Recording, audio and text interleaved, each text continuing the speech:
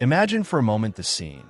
The Supreme Court of the United States, which has so often been the stage for historic divisions and heated debates, decides unanimously yes, 9-0, to strike directly at the heart of the Second Amendment and open a new front in the fight surrounding the Fourth Amendment, two of the heaviest and most controversial pillars of the American Constitution.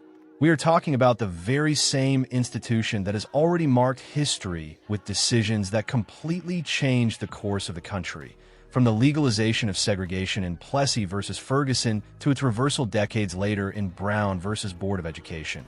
Not to mention explosive cases like Roe versus Wade, which redefined individual rights and ignited cultural battles for generations. But now, what seemed impossible has happened.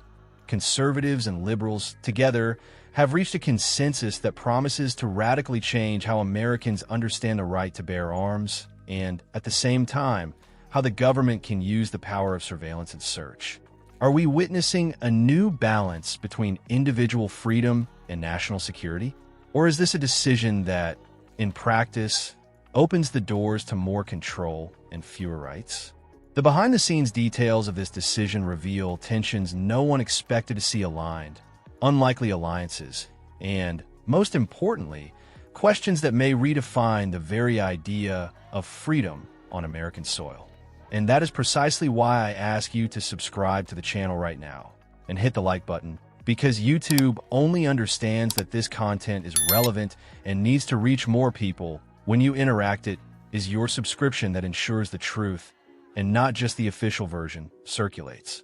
And if you'd like to support even further, there is this super thanks feature which strengthens the channel and allows me to continue bringing deep, unfiltered analyses. But if you can't, just leave a comment about the point that surprised you the most in this historic decision, because your opinion is part of this conversation.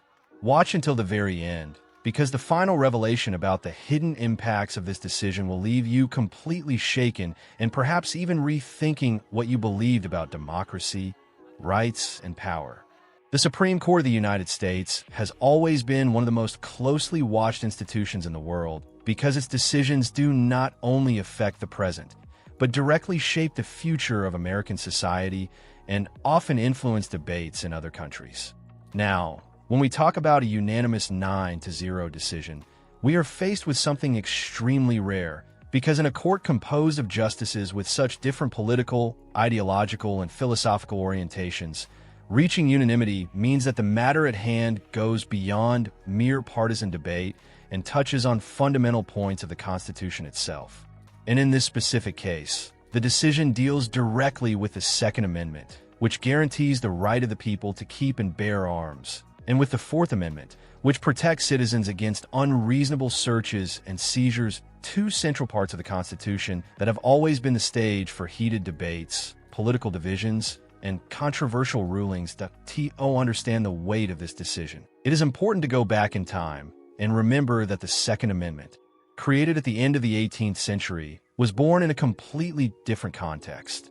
The country had just come out of a war of independence, and the right to bear arms was directly related to the possibility of resisting a tyrannical government and defending oneself in a territory still under construction. But over the centuries, this amendment has become one of the most controversial points in American politics, dividing citizens between those who defend unrestricted gun ownership as a guarantee of individual freedom and those who consider it one of the main factors behind the gun violence that plagues the United States. The Fourth Amendment, on the other hand, emerged as direct protection against abuses by the British Crown, which used to invade homes, search properties, and confiscate goods. Without justification, this amendment establishes the need for judicial warrants based on probable cause for any search or seizure, creating a legal barrier against government overreach.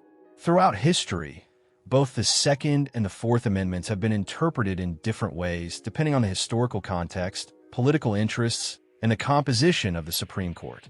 There were moments when the court expanded rights, and others when it restricted them, always leaving behind intense debates. In the case of the Second Amendment, for example, decisions like District of Columbia versus Heller, 2008, were landmark cases recognizing that the right to bear arms was not limited to militias, but also applied to ordinary citizens, something that further strengthened the pro-gun interpretation. On the other hand, In the realm of the Fourth Amendment, the court has sometimes allowed greater government power in the name of national security, especially after the September 11th attacks, when laws like the Patriot Act opened the door to mass surveillance and practices questioned by civil liberties advocates. It is within this context that the new unanimous decision of the Supreme Court arrives, one that, for the first time, directly connects the Second and Fourth Amendments, establishing new parameters for how the right to bear arms and protection against unreasonable searches and seizures should be understood. The friendly tone I use here is precisely so that you realize that, although the terms may sound legal or complex, this decision touches on matters very close to everyday life because it speaks about safety, freedom, and the limits of government power. The court decided that, regardless of where a person is at home, in their car, or in public places, the right to bear arms remains protected. But it also defined that the way the government can monitor, supervise, and even approach individuals carrying firearms must respect new constitutional limits. This means that, on one hand, the decision strengthens the interpretation of the Second Amendment by reinforcing that the right to bear arms cannot be treated as a privilege, but as an individual right. And on the other, it places a check on government overreach by reminding that the Fourth Amendment continues to function as protection against arbitrary approaches. The most interesting part is that all 9 justices, from different orientations, agreed that the balance between individual freedom and national security needs to be reconsidered. They highlighted that in a country where gun violence is a reality and where government surveillance is growing every day, it is not enough to reinforce one right while weakening another. It is necessary to find a middle ground that ensures citizens remain protected, while preventing the state from using that same argument of protection to invade everyone's privacy. This decision creates direct implications for future cases. Imagine, for example, a person stopped at a police checkpoint. Before, there was a lot of room for interpretation. Could the officer search the vehicle simply because the driver was in a so-called dangerous area? Could they presume that someone carrying a gun was committing a crime? Now, with this decision, the answer is clearer. No, the state cannot presume guilt simply because of gun possession, and any search must be backed by evidence or specific warrants. This reinforces the idea that a citizen is innocent until proven guilty, and not the other way around, as too often happens in practice. Another important consequence is that this decision may open the door for the review of past cases in which people were convicted or had their rights violated due to abusive searches, especially in vulnerable communities that are often disproportionately targeted by police stops. With this new interpretation, lawyers and civil rights advocates will have more tools to challenge abuses and demand reparations. But what makes this even more surprising is the fact that both conservatives and liberals agreed. This shows that, even in an extremely polarized country, there are moments when the Constitution speaks louder than any political flag. And perhaps that is what gives this decision so much weight. It is not just another battle between right and left, but a reminder that the Constitution is a living document that must be reinterpreted from time to time in order to continue making sense. Of course, not everyone welcomed the decision with applause. Critics argue that it may weaken the state's ability to prevent crimes and to act quickly in dangerous situations. Meanwhile, defenders of individual liberty celebrate it as a historic victory against government overreach.